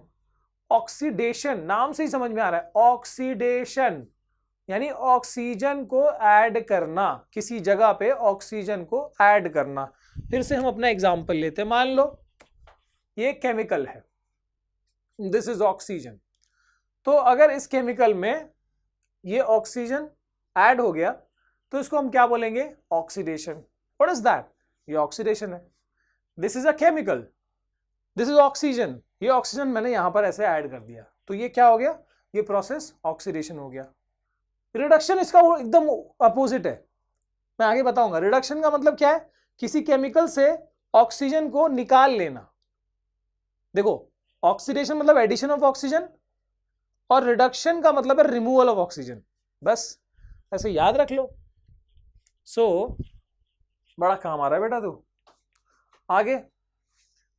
सो the process of addition of oxygen, या फिर सर इसको एक और तरीके से भी हम पढ़ सकते हैं, एक और तरीका भी है, या फिर और रिमूवल ऑफ हाइड्रोजन। मैं ये 10th के कंटेक्स्ट में कहूं ना तो इसमें इलेक्ट्रॉन की थ्योरी नहीं आती, तो आपको अगर सिर्फ 10th के हिसाब से बात करना है तो ऐसे लिख सकते हो, ऑक्सीजन का को ऐड करना, ठीक है, केमिकल में ऑक्सीजन ऐड करना, ठीक है, या फिर किसी केमिकल से हाइड्रोजन रिमूव करना, ठीक है। तो ये दो कॉन्टेक्स्ट में है, ऑक्सीजन के कॉन्टेक्स्ट में भी और हाइड्रोजन के कॉन्टेक्स्ट में भी, ठीक है। सो व्हाट इज ऑक्सीडेशन, आइदर पहला जो मैंने बताया वो वाला एडिशन ऑफ ऑक्सीजन, या तो आपने कहीं भी देख लिया ऑक्सीजन ऐड किया गया बस ऑक्सीडेशन कह दो, या फिर ऑक्सीजन नहीं है कोई और केमिकल के हिसाब से, हाइड्रोजन के हिसाब से। सो या फिर किसी केमिकल में हाइड्रोजन है, देखो यहां ये मान लो हाइड्रोजन है, ये यहां पर इस केमिकल से जुड़ा हुआ है, तो यहां पर हाइड्रोजन है, हाइड्रोजन को रिमूव करना भी ऑक्सीडेशन कहलाता है। So the process of addition of oxygen और रिमूवल ऑफ हाइड्रोजन और रिमूवल ऑफ इलेक्ट्रॉन। लिखने के लिए आप लिख सकते हो इलेक्ट्रॉन वाला, लेकिन 10th में एक थ्योरी आएगी नहीं, सिर्फ ये वाला एडिशन ऑफ ऑक्सीजन और removal of hydrogen is called oxidation, ठीक है। अच्छा, रिडक्शन बिल्कुल इसका उल्टा। देखो रिडक्शन का मतलब क्या बताया मैंने, अगर यहां एडिशन ऑफ ऑक्सीजन हो रहा है तो यहां पर लिख दो removal of oxygen. So the process of removal of oxygen, या फिर यहां भी उल्टा लिख दो एडिशन ऑफ हाइड्रोजन, ठीक है। अच्छा, अब देखो कि मान लो ये केमिकल है, ठीक है, ये चलो इसमें हमने ऑक्सीजन ऐड किया, ऑक्सीजन ऐड हुआ वहां पर, तो क्या कहेंगे हम उसको, एडिशन ऑफ ऑक्सीजन हुआ, तो यानी यहां पर क्या हुआ, ऑक्सीडेशन हुआ। या फिर अगर किसी केमिकल में से ऑक्सीजन रिमूव किया गया तो रिमूवल ऑफ ऑक्सीजन क्या बोलते हैं, रिडक्शन, तो यानी यहां पर क्या हुआ, रिडक्शन, सही है। अगर किसी केमिकल में हाइड्रोजन ऐड किया गया तो एडिशन ऑफ हाइड्रोजन हुआ, एडिशन ऑफ हाइड्रोजन क्या बोलते हैं, देखो रिडक्शन, तो ये भी क्या हुआ, रिडक्शन। अगर किसी केमिकल में आपने ये देखा कि हाइड्रोजन निकला, रिमूवल ऑफ हाइड्रोजन हुआ, तो वहां पर क्या हुआ, रिमूवल ऑफ हाइड्रोजन यानी ऑक्सीडेशन। ये बात समझ में आ गई है, उम्मीद करता हूं। आगे बढ़ते हैं भाई, आगे, ओके। सो एग्जाम्पल तो दो सर, थोड़ा सा ज्यादा स्पेसिफिक लगेगा जब अपन एग्जाम्पल लेंगे। ऐसा ये दोनों चीजें एक साथ होती है, मतलब अगर मान लो कि ए एंड बी, अगर मान लो यहाँ पर ऑक्सीडेशन हुआ है तो यहाँ रिडक्शन हुआ होगा, ऐसे ही होता है। मतलब मान लो कि अगर यहाँ से ऑक्सीजन निकला है तो कहीं ना कहीं तो ऐड होगा ना, दूसरे वाले में ऐड होगा, तो इधर रिमूवल हुआ तो यानी यहाँ पर हुआ रिडक्शन, और यहाँ ऑक्सीजन ऐड हुआ तो यहाँ पर हुआ ऑक्सीडेशन, तो यहाँ पर एक साथ होते हैं, इसलिए इसको रेडॉक्स वर्ड यूज किया गया। हाई, आगे बढ़ते हैं, high. So they take place simultaneously, so they are called redox reactions. Further, now we have this. क्या this? ये रिएक्शन है। अब इसमें आपको बताना है कि भैया ऑक्सीडेशन कहाँ हुआ, रिडक्शन कहाँ हुआ, ठीक है। सो साइट ऑफ ऑक्सीडेशन क्या है भाई, देखो सिंपल है, दिख रहा है हमको कि ऑक्सीजन यहां से निकल के और यहां पर ऐड हुआ है, तो यानी ऑक्सीजन अगर इधर ऐड हुआ है तो यानी इधर क्या हुआ है, ऑक्सीडेशन, है ना, ऑक्सीजन वहां ऐड हुआ है ना, तो Cu में क्या हुआ, ऑक्सीडेशन, तो साइट ऑफ ऑक्सीडेशन क्या हुआ, कॉपर। ओके, अच्छा ऑक्सीजन निकला कहां से, ऑक्सीजन यहीं से निकला, इस पोजीशन से, तो यानी यहां पर क्या हुआ, रिडक्शन, रिमूवल ऑफ ऑक्सीजन। तो यानी रिमूवल ऑफ ऑक्सीजन कहां हुआ है, O2 में। ठीक है, अच्छा इसके बाद हमको दो और चीज बतानी होती है, oxidising agent and reducing agent. Sir इसमें ऑक्सीडाइजिंग एजेंट कौन है और रेड्यूसिंग एजेंट कौन है। ऑक्सीडाइजिंग एजेंट यानी कि जो ऑक्सीडाइज करता है कहीं भी ऑक्सीडेशन करता है, मतलब आपको देखा नहीं कि वो ऑक्सीडेशन कर देगा। बताता हूं क्यों टेंशन ले रहे हो।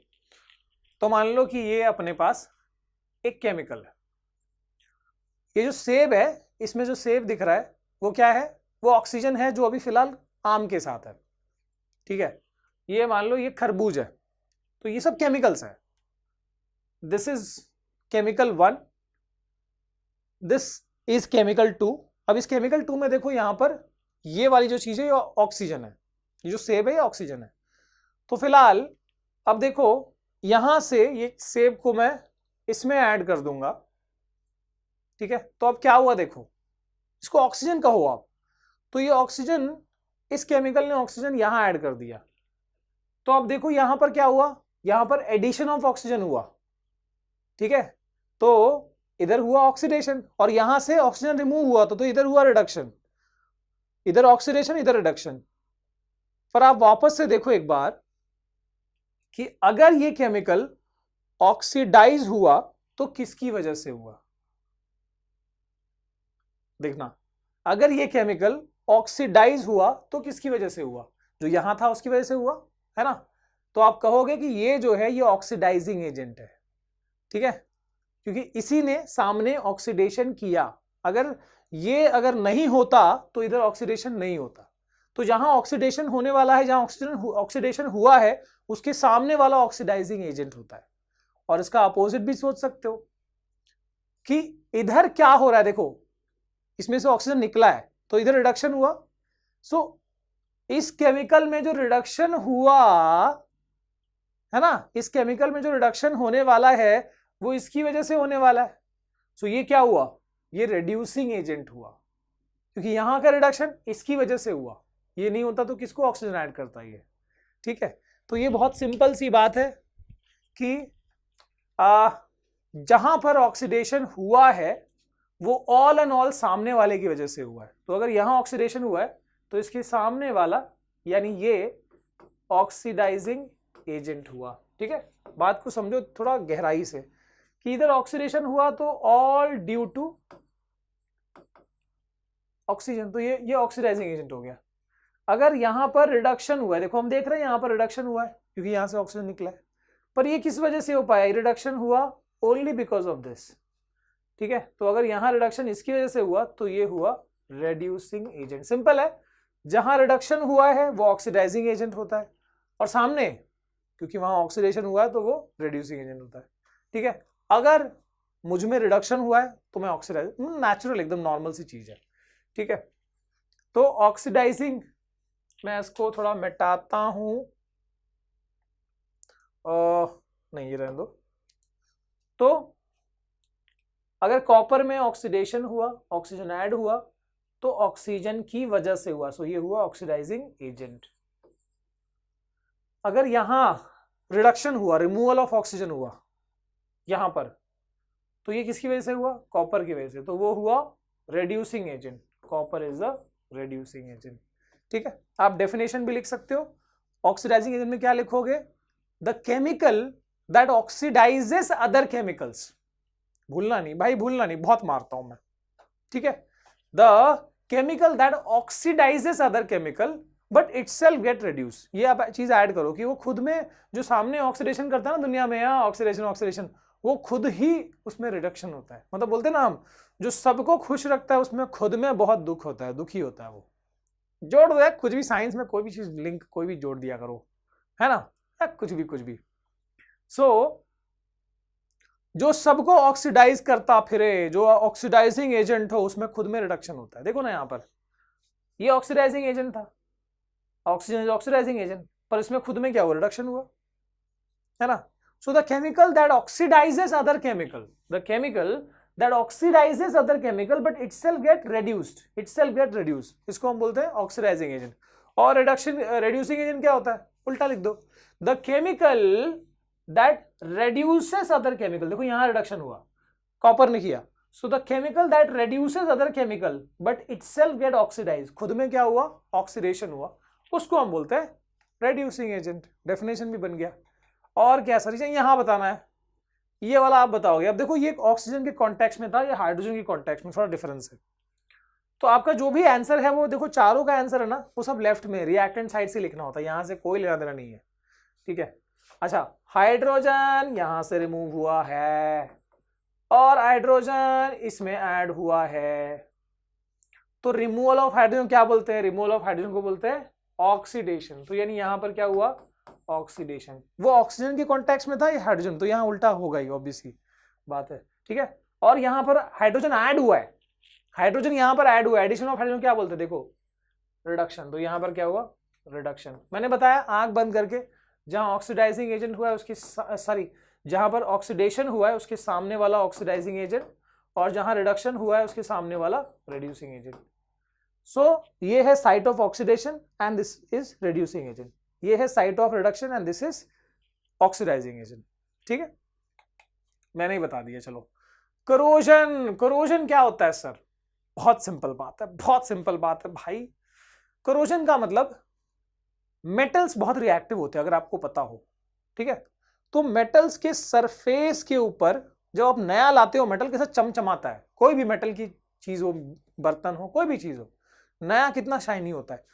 और लेकिन यूज करते करते या कुछ टाइम बाद उसमें देखो जंग लगना शुरू होता है या कुछ ऐसी चीजें हो जाती है, मतलब मेटल क्योंकि रिएक्टिव है तो एटमॉस्फेयर के केमिकल्स उसको ऑक्सीडाइज करना शुरू करते हैं, ठीक है। याद रखना ऑक्सीडेशन, यहां भी मेटल्स के ऊपर सरफेस पे ऑक्सीडेशन शुरू होता है, कौन करता है, एटमॉस्फेयर के जो केमिकल्स है। इस प्रोसेस को हम करोजन कहते हैं। When metal surfaces are attacked by substances around it such as oxygen, moisture यानी कि water vapor, ठीक है, acid etc, it is said to corrode and the process is called corrosion। लेकिन आप corrosion को rusting नहीं कह सकते, you cannot call, मतलब ऐसे नहीं कि सिल्वर में भी है तो रस्टिंग कह दोगे, हर चीज में रस्टिंग कह दोगे। रस्टिंग सिर्फ आयन या उससे जो बना हुआ अलॉयज है, स्टील एंड ऑल, उसमें जो करोजन होता है उसको स्पेसिफिकली हम रस्टिंग कहते हैं, ठीक है। तो वो हम आते हैं उस पॉइंट पे, बट फिलहाल याद रखना करोजन सिर्फ आयन वाली करोजन को रस्टिंग कहते हैं, बाकी हर एक मेटल के करोजन को रस्टिंग नहीं कहते। जैसे यहां पर देखो ये ऐसी रस्टिंग है, आयन के ऊपर देखो ये रस्ट लगा हुआ है रेडिश कलर का, ठीक है। इसके बाद ये कॉपर के ऊपर देखो ये ग्रीनिश ब्लू कलर का जो ये अपीयरेंस आया है तांबे के लोटे पे, पीतांबरी यूज करते हैं उसको हम साफ करने के लिए। फिर देखो ये सिल्वर है, सिल्वर पे ब्लैक कलर की कोटिंग आ गई है। तो याद रखना कि रस्टिंग के लिए, ठीक है, रस्टिंग के लिए क्या होता है, आयन, दो चीजें यहां जरूरी होते हैं रस्टिंग के लिए, एक तो है ऑक्सीजन और दूसरा है मॉइस्चर। ये दोनों चीजें मिलके इसको हाइड्रेटेड, क्योंकि मॉइस्चर भी है इसलिए हाइड्रेटेड आयन ऑक्साइड बना देते हैं, जिसको जो रेडिश कलर का होता है और जिसको हम रस्ट कहते हैं। करोजन भी एक तरह से ऑक्सीडेशन ही है, याद रखना ये ऑक्सीडेशन ही है एक तरीके का, ठीक है। तो यहां पर आयन जो है, देखो ये दोनों चीजें एसेंशियल है, ऑक्सीजन भी और मॉइस्चर भी। अगर सिर्फ ऑक्सीजन होगा मॉइस्चर नहीं रहेगा तो ये रिएक्शन नहीं होगा, या अगर सिर्फ मॉइस्चर रहेगा ऑक्सीजन नहीं होगा तो भी ये रिएक्शन नहीं होगा। रस्टिंग होने के लिए दोनों एसेंशियल है, ऑक्सीजन भी और मॉइस्चर भी, दोनों में से कोई एक भी अगर एब्सेंट रहेगा तो ये रिएक्शन नहीं होगा। And this forms hydrated iron oxide, सिर्फ आयन ऑक्साइड नहीं, वाटर भी है ना, मॉइस्चर भी है वहां पे। So hydrated iron oxide which is called rust, और जो रेडिश कलर का अपीयरेंस दिखाता है। अच्छा, कॉपर पे क्या होता है सर, कॉपर पे क्या होता है, कॉपर जो है ना वहां पर भी दो कंपोनेंट्स हैं, जैसे वहां ऑक्सीजन है वैसे यहां पर कार्बन डाइऑक्साइड और मॉइस्चर, ये दो रिक्वायरमेंट्स है इधर। तो इनकी प्रेजेंस में ये कॉपर कार्बोनेट फॉर्म करता है, ठीक है। हमको सर इसका कोई रिएक्शन पढ़ना है क्या, इक्वेशन दिखाना है क्या, नहीं, बस खाली याद रखो कि हाँ ऐसा कॉपर के अंदर भी इस तरह का करोजन प्रोसेस होता है। और ये ब्लूइश ग्रीन, जो ये ब्लूइश ग्रीन कलर का जो ये फाइनली फॉर्म हुआ है, ये वही उसके ऊपर का रिजल्ट है। ठीक है, सिल्वर किससे अटैक हुआ कि ब्लैक कलर का हो गया? सिल्वर अटैक होता है सल्फर से, और ये बनाता है सिल्वर सल्फाइड, जो कि होता है ब्लैक कलर का, जो कि होता है ब्लैक कलर का। ठीक है, आगे देखते हैं, आगे क्या है sir? Yes, it is undesirable since it reduces strength and fades its appearance। ठीक है, तो ये जो करोजन है, ये कोई अच्छी बात है क्या? वाह, मैंने लाया था मेरा जो बर्तन था मस्त काला पड़ा हुआ है, ऐसा कोई बोलता है क्या? नहीं, है ना। तो यहाँ पर ये जो है ये अनडिजायरेबल है, कोई एक्सपेक्ट नहीं करता। इससे क्या होता है? इससे अपीयरेंस, लुक्स तो खराब होते ही है, साथ में उसका स्ट्रेंथ भी कमजोर होता है ना, वीक होता है वो। तो करोजन कोई भी एक्सपेक्ट नहीं करता, तो इससे बचना पड़ेगा, करोजन से बचाना होगा हमारे मेटल्स को। कैसे बचाएंगे? तो इसके लिए अलग अलग तरीके हैं भाई, अलग अलग तरीके हैं, जैसे पेंटिंग करना हुआ, है ना, पेंट करना हुआ, या फिर हम ऑयलिंग करते हैं, ग्रीसिंग करते हैं मेटल की पार्ट्स में, है ना, फैन में, जो भी चीजें हैं। इसके बाद और भी हैं, गैल्वेनाइजेशन, एनोडाइजिंग, अलॉइंग, वो सब हम पढ़ेंगे मेटल्स नॉन मेटल्स चैप्टर में, वहां थोड़ा डिटेल है। ठीक है, अच्छा, ये भी क्या है sir? This is also oxidation. Corrosion भी क्या है? ऑक्सीडेशन प्रोसेस है, ये मैंने बता दिया। आगे देखते हैं रैंसिडिटी। सर ये रैंसिडिटी क्या होता है? What is this rancidity?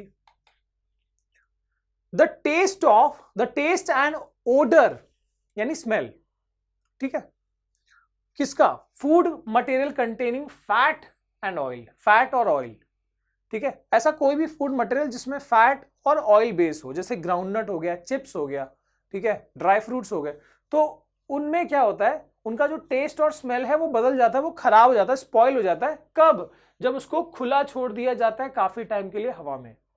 ठीक है, सो कोई भी ऑयल या फैट बेस्ड जो फूड आर्टिकल्स है उसको खुला नहीं छोड़ोगे। अगर वैसा करोगे तो भाई वो कुछ दिनों में, कुछ हफ्तों में उसका जो टेस्ट है, उसका जो स्मेल है वो चेंज हो जाएगा, और इसी को रैंसिडिटी कहते हैं, कोई भी ऑयल बेस्ड फूड का खराब होना। ठीक है, पता नहीं इसको हिंदी में क्या बोलते हैं, नम हो जाना या सील जाना, पता है, जो भी कुछ टर्म है उसके लिए।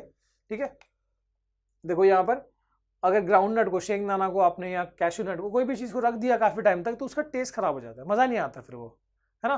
फ्रेश ड्राई फ्रूट को खाओ और वो जब ऐसे रैंसिड हो जाए तो उसका टेस्ट खराब हो जाता है।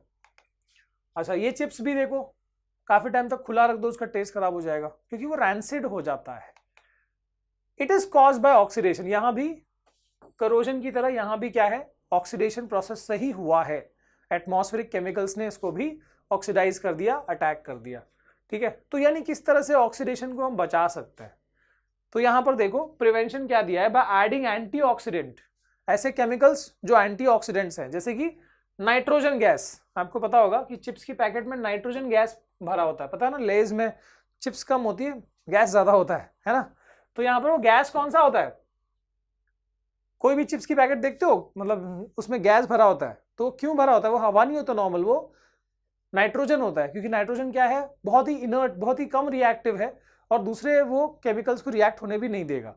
सो it is acting as antioxidants. तो हमको एंटीऑक्सीडेंट से उन फूड मटेरियल्स को पैक करना होता है। Storing in air tight container, air tight vessel में भी आप रख के उसको रैंसिड होने से बचा सकते हो, और ये तो मैंने बता ही दिया। ठीक है, अब यहां पर हम बैलेंसिंग देखते हैं, balancing the chemical equations. Sir यहां पर देखते हैं कि ये H2 है, F2 है, giving HF।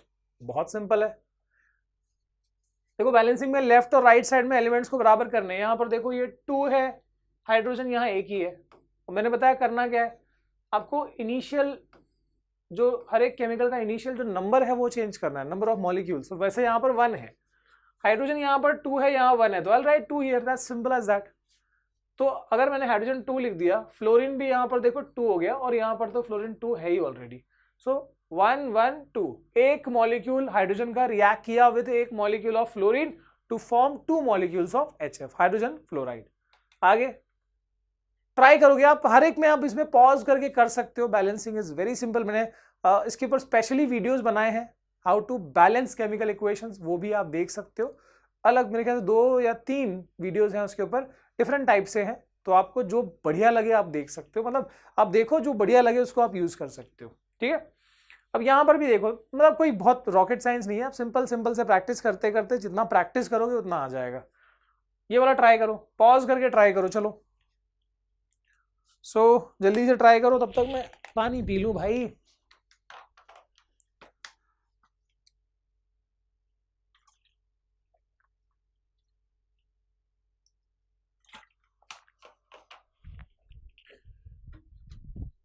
So we have copper plus oxygen giving CuO.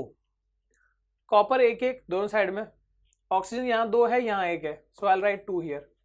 ऐसा लिखने से ऑक्सीजन तो 2 हो गया, इधर भी 2 ऑक्सीजन बैलेंस हो गया, पर कॉपर यहाँ पर देखो 2 है यहाँ 1 है, सो आई राइट 2 हियर। आगे देखते हैं। Now we have carbon plus oxygen giving carbon dioxide. Carbon plus oxygen giving carbon dioxide, तो क्या करें, कैसे करें? ये ऑलरेडी बैलेंस है, ज्यादा दिमाग मत लगाओ। कार्बन 1 है, कार्बन 1 है, ऑक्सीजन 2 है, ऑक्सीजन 2 है, सो दिस इज बैलेंस्ड, ठीक है। आगे H2 plus O2 giving H2O, ये तो हमने किया था ना, 2 हाइड्रोजन है, 2 हाइड्रोजन, हाइड्रोजन बैलेंस है, ऑक्सीजन 2 है यहाँ 1 है, आई राइट 2 हियर। हाइड्रोजन कितना हो गया, 2 2 4, यहाँ पे 2 लिख देंगे, 2 2 4, देखो बैलेंस हो गया, 4 हाइड्रोजन 4 हाइड्रोजन, 2 ऑक्सीजन 2 ऑक्सीजन। आगे देख लो यहाँ पर, so now we have N2 plus H2 giving NH3, ammonia बना रहा है यहाँ पर, नाइट्रोजन और हाइड्रोजन। तो ऐसा जब सीन आता है ना, एक तो हम नाइट्रोजन से शुरू कर सकते हैं, पर अगर मुझे हाइड्रोजन से पहले बैलेंस करना है, तो जब भी ऐसा आ रहा है, देखो एक तरफ 2 हाइड्रोजन है, इधर 3 है, तो अपोजिट नंबर से मल्टीप्लाई कर दो, यानी जहां 2 है उधर 3 लगा दो, जहां 3 है उधर 2 लगा दो, यहां हो गया 3 2 6, ठीक है। ये कब करोगे, जब एक तरफ ऑड एक तरफ इवन, ऐसा सिचुएशन बन रहा है, लग रहा है 2 और 3 में ज्यादा यही होता है, ठीक है। सो हाइड्रोजन यहाँ पर भी 3 2 6 हो गया, यहाँ भी 2 3 6 हो गया, नाइट्रोजन कितना है 2, इधर भी है 2, बैलेंस्ड।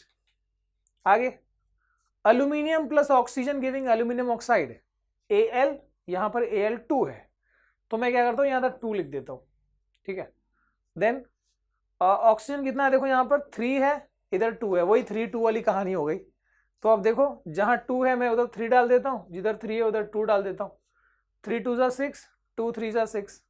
अल्यूमिनियम कितना हो गया, 2 2 4, तो मुझे यहाँ पर क्या करना होगा, मुझे यहाँ पर 4 लिखना होगा, ये हो गया अपना 4, हो गया बैलेंस, ठीक है। Then we have Fe2O3 plus C gives Fe plus CO2, क्या होगा, कैसे होगा सर? तो पहले हम ना यहाँ पर यस वही O का कहानी देख रहे हैं कि इधर 2 है इधर 3 है, कर लेते हैं बैलेंस, ठीक है। वैसे हम ऑक्सीजन को एंड में करते हैं, बट कोई नहीं, आपको आएगा तो कर पाओगे। तो मैं देख रहा हूँ इधर 3 है इधर 2 है, और कहीं एक्स्ट्रा ऑक्सीजन किसी और पोजीशन पे नहीं है, तो फिर मैं यहाँ पर क्या करता हूँ, आई एम राइटिंग 2 हियर, और इधर मैं 3 लिख दिया, है ना। तो ऑक्सीजन इधर कितना हो गया, 2 3 6, और यहाँ पर 3 2 6 हो गया। उसके बाद बाकी एलिमेंट्स का देखते हैं। आयन कितना हो गया, 2 2 4, इधर पे 4 लिख दूंगा, 1 है उधर, है ना। कॉपर सॉरी कार्बन कितना हो गया यहाँ 3, तो इधर भी कितना लिख देंगे 3, now that is balance absolutely. आप पॉज करते हुए करते जाओ, अगला देखो, चलो पॉज करके कर सकते हैं उसको, अगर कर लिया है तो मैं देखते हैं, चेक करते हैं अपन। So now we have NaOH, पहले हम Na को देख लें, Na कितना 1 है 1 है, चलो कोई नहीं। एल्यूमिनियम 2 है, इधर 1 है, तो मैं इधर 2 लिख देता हूँ, okay. Now we have to check for oxygen, oxygen कितना है यहाँ पर, या तो फिर पहले बाकी एलिमेंट्स को कर लो, एंड में ऑक्सीजन करेंगे। सो एल्यूमिनियम कितना हो गया, देखो 2 हो गया, यहाँ पर 2 है, सोडियम भी यहाँ पर 2 हो गया, तो आई राइट 2 हियर, ठीक है। अब यहाँ पर और क्या है, हाइड्रोजन, हाइड्रोजन यहाँ पर देखते हैं 2, और इधर भी कितना है 2, ओके। बाकी एलिमेंट्स चेक करते हैं। ऑक्सीजन, तो ऑक्सीजन में यहाँ पर 2 है और यहाँ पर 3 है, 5 ऑक्सीजन है, और यहाँ पर देखो 2 2 4, ठीक है, 4 ऑक्सीजन यहाँ हो गया और एक ये 5, so this is also balanced, ठीक है। 2 NaOH प्लस Al2O3, देखो सब बैलेंस है, 2 nitrogen sorry 2 sodium 2 sodium, 2 aluminium 2 aluminium, 2 hydrogen 2 hydrogen, oxygen 3 plus 2, oxygen 1 plus 4, ठीक है। Then we have HCl plus AlCl3, come on, pause करो बैलेंस करो, pause करो बैलेंस करो, चलो जल्दी। यस, क्या है इसमें देखो, HCl, H एक है, H दो है, तो मैं इधर 2 लिख देता हूं, चलो कोई नहीं यार, क्यों नहीं लिख रहा तू, इधर 2 लिख दिया मान लो, ठीक है, 2 वहां लिखा है हमने, वो ऊपर नहीं लिखा जा रहा यहां पर, इसलिए मैं इसको इधर लिख रहा हूं, ठीक है। सो 2 हाइड्रोजन है, 2 हाइड्रोजन है, ठीक है। क्लोरीन कितना है यहाँ पर, क्लोरीन है 3। अब पंगा होगा, अगर इधर 3 है उधर 2 है, तो क्या करेंगे हम, वही अपोजिट नंबर्स, तो यहां पर हम क्या करते हैं, 2 कैसे हो गए, यहाँ 2 लिखा तो 2 हुआ है, तो जहां 3 है उधर हमने 2 से मल्टीप्लाई कर दिया, और जहां 2 है उधर 3 से, सो ऑलरेडी इधर मैंने 2 लिखा हुआ था, अब 3 से 2 3 6 6 हो जाएगा, तो यहां पर मैं इसको 6 लिख देता हूं, ठीक है, उस HCl वाले में 6 हो गया। सो एल्यूमिनियम कितना है यहाँ पर 2, यहां पर भी हो गया 2। ऑक्सीजन कितना हो गया देखो, ऑक्सीजन यहां पर 3 है, और यहां पर भी 3 लिखना होगा, तो ऑक्सीजन 3 हो गया। अब हाइड्रोजन देखो कितना है, हाइड्रोजन कितना हो गया, 3 2 6, और इधर भी 6, that is balanced. 6 HCl plus Al2O3 giving 2 AlCl3 plus 3 H2O, ठीक है। आगे देखते हैं, come on guys, pause balance, pause balance, क्या है देखो यहां पर, methane CH4 plus O2 giving CO2 plus H2O plus, अब यहां पर इसको मैं करने से पहले एक बात बताऊं कि ऐसे ही बैलेंसिंग नहीं आएगा, आपको ऐसे आ सकता है, methane reacting with oxygen to form carbon dioxide and water, तो मीथेन का फॉर्मूला क्या है, या एल्यूमिनियम ऑक्साइड का फॉर्मूला क्या है, या एल्यूमिनियम क्लोराइड का फॉर्मूला क्या है, how to make chemical formulas, Edu Mantra search करना यूट्यूब पर, और केमिकल फॉर्मूला बनाने आ जाएगा नाम से। आपको पता 9th में आपने पढ़ा जो क्रॉस वाला मेथड जो होता है ना, तो जैसे कि एल्यूमिनियम है Al3+ और ऑक्साइड है O2-, तो ये 3 इधर जाता है, 2 इधर आता है, एल्यूमिनियम ऑक्साइड बन गया Al2O3। तो ये सिस्टम पूरा मैंने बाकायदा बहुत सारे जो मॉलिक्यूल्स है उसके थ्रू हमने एक्सप्लेन किए हुए हैं, ठीक है। आगे ये वाला हुआ, कार्बन 1 कार्बन 1, ठीक है भाई, हाइड्रोजन 4 हाइड्रोजन 2, तो I will make it 2 here. Oxygen कितना हो गया देखो, यहाँ पर 2 और यहाँ पर 2, 4 हो गया, इधर भी क्या लिख देंगे, 2 लिख देंगे। Now oxygen is also balanced, ठीक है। एक बार लास्ट में चेक कर लिया करो प्रॉपरली, नहीं तो फिर कॉन्फिडेंस ज्यादा हो जाएगा तो काम गड़बड़ हो सकती है। आगे देखते हैं भाई आगे। सो यहाँ पर we have HCl plus NaOH, मेरे ख्याल में ये कर लिया अपन ने या नहीं किया, I don't know. So HCl plus NaOH giving NaCl plus H2O, पर सर क्या ये बैलेंस है? बिल्कुल बैलेंस है यार, ये देखो, एक Cl, एक Na, एक ऑक्सीजन दोनों तरफ है, हाइड्रोजन यहाँ पर एक है, हाइड्रोजन यहाँ पर एक है, 2 है, इधर भी 2 है। बहुत अच्छे ना बैलेंस या इक्वेशन को बैलेंस करते होते हैं, तो थोड़ा ध्यान दिया करो कि पहले से ही वो बैलेंस होगा, तो मेहनत मत किया करो। अच्छा ये एक और इसके जैसा है, ठीक है। कार्बन 3, मैं इधर 3 लिख देता हूँ कार्बन। हाइड्रोजन कितना यहाँ पर देखो 8, तो मैं इधर क्या करूँगा 4 लगा दूंगा, 4 2 8 हो गया, ठीक है। अब ऑक्सीजन कितना हो गया, ऑक्सीजन यहाँ पर 3 2 6 और यहाँ पर 4, कितना हो गया 10, 6 और 4 10 हो गया, तो इधर मैं 10 लिखूं क्या, नहीं 5, क्यों सर 5 2 10 हो जाएगा, सही है ना। ओके, सो इसी के साथ हमारे आज के समाचार समाप्त होते हैं, और उम्मीद है कि आपको जो आज का जो हमने फॉर्मेट की दिखाया है उसमें आपको काफी चैप्टर का बढ़िया सा आइडिया लग चुका होगा। बस आपको जरूरत क्या पड़ती है इसके बाद कि एक बार टेक्स्ट बुक से थोड़ा गो थ्रू कर लो, क्या क्या प्लस माइनस है पता चल जाएगा, और in text questions, exercise questions, and then moving to sum, जो भी आपके पास रेफरेंस बुक है उसको एक बार देख लो, या इंटरनेट के सोर्स से आप थोड़े क्वेश्चन आंसर्स देख लो, ठीक है, कि और कैसे कैसे क्वेश्चन आंसर आते हैं यहाँ पर और कहाँ गड़बड़ी हो सकती है। एक तो मैंने बताया फॉर्मूला आपको लिखना पड़ सकता है, मतलब दिया है आपको अमोनियम ऑक्साइड या अमोनियम क्लोराइड, तो फॉर्मूला बनाना एक इंपॉर्टेंट टास्क है, बैलेंसिंग एक पार्ट तो है ही, और इसके बाद इसके अलावा जो भी टेक्स्ट बुक के जो रिएक्शंस दिए हैं कि इस केमिकल का ये मतलब ये रिएक्शन होगा तो ये कलर का केमिकल ये फॉर्म हो रहा है, ऐसे जो भी दिए हैं टेक्स्ट बुक के वो एक बार आपको देखना जरूरी है, ठीक है। तो उम्मीद करता हूं कि आपको चीजें समझ में आई है, कुछ दिक्कत है तो कमेंट सेक्शन में बताओ, एंड इसके अलावा बस क्या, मिलते हैं अगली बार विथ अनदर चैप्टर, चाहे वो केमिस्ट्री, फिजिक्स, जो भी है देखते हैं। चलो बाय बाय।